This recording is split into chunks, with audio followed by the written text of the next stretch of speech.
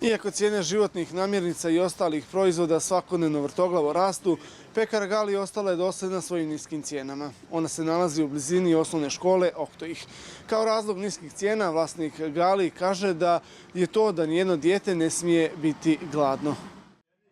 Galip Đavče više od 7 godina drži malu pekaru na Zabilu. Osim kvalitetnim proizvodima, Galip djecu i sugrađane mami i najnižim cijenama pekarskih proizvoda u Podgorici. Nismo podigli cijene, zašto? Vidiš situacija kakva je, sve otišlo, a djeca para nemaju toliko, onda malo i za njih, malo za komšiluk, malo za nas, dovoljno je to. A sad, ko je gladan, neka diže cijene. Mi smo porodični biznis, radim sa čerkom, sa ženom, sa sinom, sami smo, nemaš izdatke, radnike, majstore, to što ostane, nešto ostane i nama. Sad ovako nemamo namjere sad da podižemo cijene.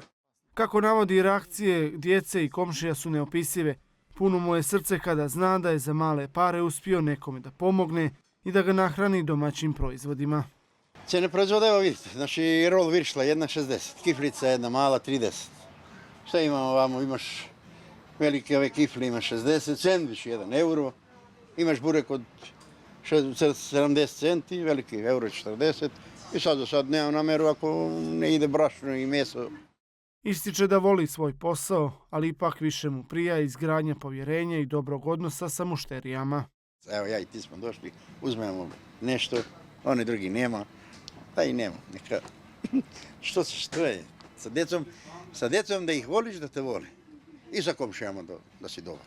Nijeko da ne bude gladan, da bude sve, svi da imaju, ne valja ni previše da imaš, ali da ima jedno start, kako da ti kažem, makar da ima realnost neka, da ne preteruju sve. Đavče kaže da se kroz život vodi time da je najveća sreća u davanju, jer kad pomažete drugima, istovremeno pomažete i sebi.